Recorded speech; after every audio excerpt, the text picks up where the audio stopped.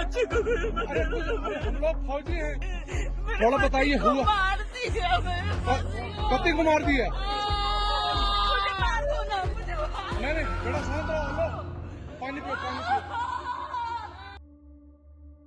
Time था अप्रैल 2025 का, जब कर्नाटक के रहने वाले प्रसन्न कुमार भट्ट अपनी पत्नी के साथ और अपने भाई के साथ बैठकर ये प्लानिंग बनाने लगते हैं कि बाहर गए हुए काफी दिन हो चुके हैं, तो हम लोग कहीं ना कहीं पर घूमने के लिए जाने वाले हैं। और इन लोगों के बीच ये डिसाइड होता है कि ये लोग घूमने के लिए जम्मू कश्मीर जाने वाले हैं। वहां पर जाने की इन्होंने सारी की सारी तैयारियां शुरू कर दी थी, लेकिन जब ये लोग घर से निकलने ही वाले थे उसी टाइम कुछ एक अर्जेंट काम आ जाता है और वो लोग जम्मू नहीं जा पाते हैं। अगले लगभग 2-3 दिनों में वो उस काम को अच्छे से निपटा लेने के बाद जम्मू के लिए निकल पड़ते हैं। वो लोग वहां पर जाकर काफी सारी जगहों पर घूमते हैं और 22 तारीख आते आते वो लोग पहलगाम पहुंच चुके थे। वहां से उन्होंने कुछ एक घोड़े लिए, उनके ऊपर बैठकर वैसन घाटी की तरफ वो लोग जाने लगते हैं। बीच में काफी सारे सुंदर सुंदर नजारे उन लोगों के सामने आ रहे थे और ये पूरी की पूरी फैमिली बहुत ज्यादा इंजॉय कर रही थी। कुछ ही देर बाद वो लोग उस जगह पर जा पहुंचते हैं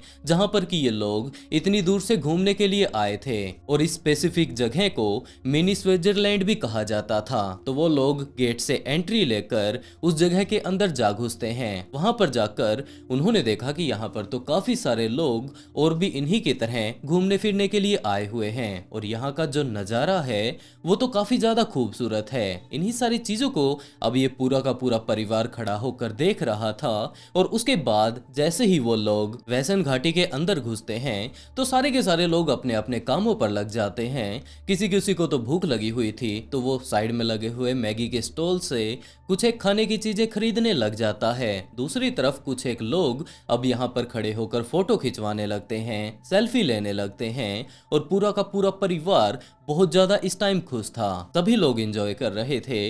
वो लोग घूमते घूमते इसी तरीके से जब थोड़ा सा आगे बढ़ते हैं कि इसी टाइम उन्होंने सुना कि यहाँ पर कुछ एक आवाज आ रही है। यह आवाज बहुत ज्यादा अजीब है, लेकिन प्रसन्न भट्ट का भाई इस बात को बहुत ही अच्छे से पहचान सकता था क्योंकि वो एक आर्मी ऑफिसर थे, आर्मी के एक काफी अच्छे रैंक पर वो थे। तो उन्हें पता चल जाता है कि यहाँ पर और कुछ नहीं है जबकि गोलियां चल रही है। तो उन्होंने थोड़ा ध्यान से देखने की कोशिश की कि यहाँ पर आसपास में ऐसा क्या हो रहा है जिसके चलते यहाँ पर गोलियां चल पड़ी। और आज से पहले उन्होंने कभी भी नहीं सुना था कि इस जगह पर किसी भी तरीके से आर्मी की ट्रेनिंग हो रही हो या फिर आतंकी हमले यहाँ पर हुए हो। तो इसी टाइम जब उन्होंने देखा तो उन्होंने पाया कि यहाँ पर लगभग 5 से 6 लोग ऐसे मौजूद हैं जो कि अपने हाथों में गन लेकर लगातार आगे बढ़ते जा रहे हैं। वो ज्यादा कुछ नहीं देख रहे हैं, कुछ एक लोगों के पास जाकर नॉर्मली बातें करते हैं।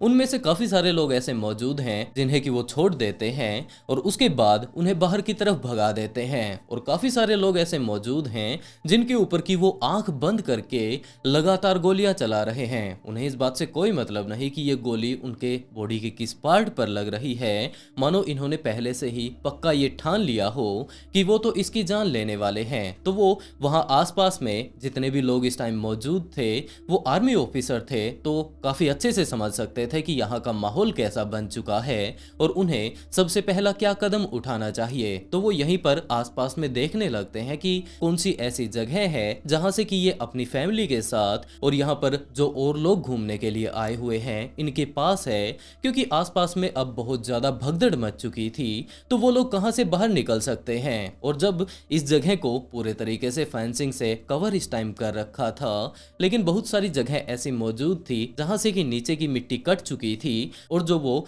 लोहे का जाल था उसके नीचे से जगह बनी हुई थी। तो उन्होंने यहाँ आसपास में जितने भी लोग मौजूद थे, तकरीबन 35 से 40 लोग वहां पर मौजूद होंगे उस टाइम, उन सभी को ये बात वो कहने लगते हैं कि यहाँ पर तो इमरजेंसी हो चुकी है और हम लोगों को जल्द से जल्द अपनी जान बचाते हुए यहाँ से भागना होगा। तो वो अपने आसपास में जितने भी लोग थे अपने परिवार वालों को लेकर वो उसी फेंसिंग की तरफ जाने लगता है और वहां पर जाकर बाकी सारे लोगों को वो बताने लगता है कि सभी लोग इकट्ठा एक साथ खड़े ना हो, हम लोगों को जस्ट यहाँ से बाहर ही निकलना है। तो सारे के सारे लोग यहाँ पर ऐसे ही एक जगह से दूसरी तरफ भागते दौड़ते रहें, नहीं तो इन लोगों को पता चल जाएगा कि ये लोग यहाँ से भाग रहे हैं और हो सकता है ये सारे के सारे लोग अगर यहाँ पर आ जाते हैं तो हम लोगों में से एक भी व्यक्ति जिंदा नहीं बचेगा। तो आप सारे के सारे लोग यहाँ आसपास में भागते रहें और तब तक जितने भी लोग यहाँ पर फेंसिंग के पास पहुंचे हुए थे वो एक एक करके उस फेंसिंग के नीचे से बाहर की तरफ जा रहे थे। बाहर तो काफी सारे इस टाइम पेड़ पौधे मौजूद थे तो वो लोग उनके पीछे जाकर छिप जाते हैं। काफी सारे ऐसे थे जो कि जंगल के काफी ज्यादा गहराई में भाग जाते हैं और एक एक करके वो सारे के सारे जितने आसपास में लोग मौजूद थे उन सभी को बाहर निकाल लेता है। प्रसन्न भट्ट ने बताया कि अगर उस टाइम उसका भाई उनके साथ ना होता तो उन्हें तो पता ही नहीं चलता और हो सकता है वो अपनी जान वहां पर गवा देते और जितने भी 30-35 लोगों ने अपनी जान यहाँ पर बचाई है वो भी जिंदा नहीं बचते। वो लोग कह सकते हैं कि उन्होंने यहाँ पर आने का अपना प्लान भले ही चेंज कर दिया था, भले ही 2 दिन लेट वो यहाँ पर आए, लेकिन उसके भाई की मदद से इसके परिवार ने और यहाँ पर बाकी जितने लोग थे उन्होंने अपनी जान बचा ली। और इसके अलावा भी देवाशीष भट्टाचार्य नाम का एक व्यक्ति जो कि असम यूनिवर्सिटी में प्रोफेसर लगा हुआ था, अपनी पत्नी मधुमिता और अपने बेटे दोदीप के साथ यहाँ पर जब घूमने के लिए आया हुआ था तो इसके फैमिली के बाकी लोग तो बाहर की तरफ जा चुके थे। किसी कारण से वो इस वैली के अंदर ही था और जब उसका ध्यान जाता है तो उसने पाया कि अब ये तो पूरे तरीके से इन आतंकवादियों के चंगुल में फंस चुका है और अब वो यहाँ से बाहर नहीं जा पाएगा। तो वो आराम से वहीं पर देखने लगता है कि आखिरकार ये लोग चाहते क्या हैं। हो सकता है इनकी कुछ एक डिमांड रही होगी, अगर वो सारी ही चीजें वो इन्हें दे देते हैं तो वो इसे नहीं मारेंगे। लेकिन उसके बाद देवाधीश को पता चलता है कि ये लोग यहाँ पर मौजूद लोगों से ये बात पूछ रहे हैं कि क्या उन्हें कलमा पढ़ना आता है। जो लोग कलमा सुना देते हैं वो उन्हें वहां से भगा देते हैं और जिन लोगों ने इस बात से मना कर दिया कि उन्हें कलमा नहीं आता वो मुसलमान नहीं है, क्योंकि ये लोग ये भी पूछ रहे थे कि वो किस धर्म से रिलेट करता है। अगर वो मुस्लिम बोल दे तो वो ये बात कहते थे कि वो कलमा पढ़कर सुनाए और इसी टाइम उसने जोर जोर से कलमा पढ़ना शुरू कर दिया। क्योंकि देवाशीष को कलमा पढ़ना आता था तो वो जोर जोर से आवाजें लगाने लगता है, जिस तरीके से कि साइड वाले व्यक्ति को कहा था बिल्कुल वैसे ही वो भी कलमा पढ़ना शुरू कर देता है। और इसी टाइम एक आतंकवादी देवाशीष के पास आता है और पूछने लगता है कि आखिरकार वो बोल क्या रहा है। देवाशीष यही बात कहता है कि वो उसे ना मारे और जोर जोर से जितना भी उसे कलमा पढ़ना आता था वो सारा का सारा कलमा वो उसे सुनाने लगता है। और उसके बाद वो आतंकवादी उसे पकड़कर बाहर की तरफ भेज देता है। वो बाहर आकर अपने परिवार से मिलता है और उसके बाद उसकी जान बच पाई। लेकिन आतंकवादियों को इस बारे में कुछ भी नहीं पता था कि ये एक हिंदू है और इसे नॉर्मली कलमा पढ़ना आता है। देवाशीष की पत्नी और बेटा तो पहले ही बाहर आ चुके थे और ये सारी की सारी बातें सुना लेने के बाद कलमा उन्हें सुनाकर देवाशीष भी बाहर आ जाता है और कुछ इस तरीके से वो अपनी जान बचा लेता है। मुझे बोला क्या क्या बोल रहे हो, क्या बोल रहे हो। मैं थोड़ा लाउडली और ला इलाहा इल्लल्लाह बोलता रहा। मुझे डायरेक्टली कलमा पढ़ो ऐसा कोई ऑर्डर नहीं दिया था, लेकिन मैंने सुना उधर उधर जब हमने वो शो पड़ा एक घास के तले में ट्री था, अंडर बीनीथ द ट्री। जब हमने व्हेन आई लाई डाउन सभी ने कलमा पढ़ रहा था तो देख देख के मैं भी स्टार्ट कर दिया। वो सुना किसी को बोला राम नाम ले रहे हो क्या। मुझे बोला क्या बोल रहे हो, क्या बोल रहे हो। मैं था भी उसके बाद तो हम निकल पड़े। एक फेंसिंग था, फेंसिंग जैसे तैसे फेंसिंग को क्रॉस करके पहाड़ में क्लाइंब करना स्टार्ट कर दिया। लेकिन सारे के सारे लोग इन लोगों की तरह इतने ज्यादा खुश नसीब नहीं थे जिन्होंने की अपनी जान बचा ली, क्योंकि सुनील नेतालियल नाम का भी एक व्यक्ति अपनी पत्नी जेनिफर, अपने बेटे गोल्डी और अपनी बेटी के साथ यहाँ पर घूमने के लिए गया हुआ था। जब वो लोग अंदर घूम रहे थे उन्हें वहां पर गए हुए काफी देर हो चुकी थी। उसके बाद वो लोग बाहर आने की जस्ट तैयारी कर ही रहे थे कि उसी टाइम सुनील ने अपनी पत्नी जेनिफर से ये बात कही कि वो बाहर जाने से पहले वॉशरूम जाना चाहता है। उस बात के लिए उसकी पत्नी भी तैयार हो जाती है। उसकी बेटी और उसका बेटा तब तक बाहर वहां से आ चुके थे कि तब तक हम लोग चलते हैं, आप आ जाइएगा। सुनील इस टाइम बाथरूम करके जस्ट बाहर निकला ही था कि इसी टाइम वहां पर गोलियों की आवाज आने लगती है। उसकी पत्नी जेनिफर को पहले तो ये लगता है कि ज़रूर यहाँ पर कोई ना कोई रस्सी वगैरह टूट गई होगी या फिर हो सकता है कोई गुब्बारा वगैरह फूट गया होगा, लेकिन ये सारा का सारा कन्फ्यूज़न उसका तब दूर हो जाता है जब उसने देखा कि यहाँ पर कुछ एक लोग अपने हाथ में गन लेकर यहाँ पर आ रहे हैं और लगातार जितने भी लोगों से ये गुजर कर आ रहे हैं वो सभी नीचे जमीन पर गिर रहे हैं। कुछ एक लोग ऐसे भी मौजूद हैं जिन्हें कि ये वहां से जाने दे रहे हैं। तो सुनील इस टाइम बहुत ज्यादा घबरा चुका था और उसके बाद वो अपनी पत्नी को लेकर, और वहां पर काफी सारे लोग और भी घूम रहे थे, उन्हें लेकर उन्हीं फेंसिंग के पास आ पहुंचता है जहां से कि उस आर्मी ऑफिसर का परिवार निकला था। बिल्कुल इसी तरीके से एक और फेंसिंग की जगह थी और वहां से नीचे से मिट्टी कटी हुई थी, फेंसिंग ऊपर ही रह गई, नीचे थोड़ा गड्ढा बना हुआ था। तो ये पूरा का पूरा परिवार वहां से निकलने की कोशिश करता है, लेकिन इस टाइम यहाँ पर इनके अलावा 35 से 40 लोग और भी मौजूद थे और वो भी लगातार इसी फेंसिंग वाली जगह से निकलने की कोशिश कर रहे थे। सब दूर घूमे घूमे फिर अचानक मेरे मिस्टर और हम वापस आने वाले थे, पर मेरे मिस्टर बोलते मेरे को वॉशरूम जाना है, मेरे साथ चल। बेटा मेरा उधर गेट की तरफ जाने लगा, आ गए, पर मेरे मिस्टर जैसे वॉशरूम करके बाहर आए, मैंने चलो, बस इतना मैंने बोला था उनको चलो। उतनी देर में सबसे पहले ढप करके आवाज़ आई, तो हम सोचे कि वो जो स्लाइडिंग वाली रोप है ना वो टूट गई। पर थोड़ी देर बाद जब हमने पीछे मुड़ के देखा गेट की तरफ, फर्स्ट गोली जिसको मारी थी और वहाँ लड़की रो रही थी कि मेरे को ही मार दो, जो भी थी वो, बस इतना उधर दूर से इतना ही सुन ही आ रहा था। और फिर उसके बाद तो वो जहाँ जा रहे थे वहाँ बंदूक को मार रहे थे, बस उधर कुछ भी आवाज़ नहीं आ रही थी, सब छुप रहे थे, सब इधर उधर दौड़ रहे थे। मेरे मिस्टर जो थे ना उनने मेरे को बोला, हम जो वॉशरूम के पास में छोटा सा वो बहुत सारा फेंसिंग, उसके नीचे एक थोड़ी सी जगह खाली थी जहाँ पर पानी भरा होने के कारण वो थोड़ी इतनी सी स्पेस हो गई थी। हम 27-28 जने थे, दौड़ रहे थे ना हम लोग सब, तो वो जो दो कैसे हमारे पीछे आ गए हमको समझ में, उसके ऊपर भी देख लिया उसने, कैसे देखा वो मेरे को हमको समझ में नहीं आया। लेकिन जब वो लोग वहां से जस्ट निकलने ही वाले थे उससे पहले ही आतंकवादी उनके पास आ पहुंचता है और सुनील से पूछने लगता है कि उसका नाम क्या है। सुनील इस टाइम बहुत ज्यादा घबराया हुआ था, तो आतंकवादी ने ये बात पूछनी शुरू की कि क्या तुम्हें कलमा आता है, जरा मुझे सुनाओ तो। लेकिन सुनील ने मना कर दिया कि भाई मुझे तो कलमा नहीं आता, मैं तो एक क्रिश्चियन हूँ, तो मुझे कलमा कैसे आता होगा। ये बात जस्ट बोलने की ही जरूरत थी कि उसने उसके ऊपर गोलियां चलानी शुरू कर दी। इस टाइम उसकी पत्नी जेनिफर जस्ट उसके साइड में ही खड़ी थी। वो बहुत ज्यादा बुरे तरीके से रोने लगती है, कहने लगते हैं कि आखिरकार इन्होंने ऐसा क्या कर दिया कि आपने इन्हें मार डाला। और उसी टाइम जेनिफर ये भी देखती है कि यहाँ पर साइड में ही एक और कपल भी मौजूद है। ये सारे आतंकवादी उनसे भी यही सवाल पूछ रहे हैं और उसके बाद उस कपल में से उस लड़के को गोली मार दी जाती है। वो लड़की बहुत ज्यादा बुरे तरीके से रो रही थी। उसका ये कहना था उस आतंकवादी से कि अगर तुमने इसे ही मार डाला है तो तुम मुझे भी मार डालो। हम लोगों की अभी कुछ एक दिनों पहले ही शादी हुई थी, मेरी तो पूरी की पूरी दुनिया ही उजड़ चुकी है, तो अब मैं जिंदा रहकर क्या करूंगी। वो ये सारी की सारी रिक्वेस्ट उस आतंकवादी से कर रही थी, लेकिन वो आतंकवादी इसके ऊपर इतना ध्यान नहीं देता है और उसके बाद आगे बढ़ जाता है। उन लोगों से पूछने लगता है जितने की यहाँ पर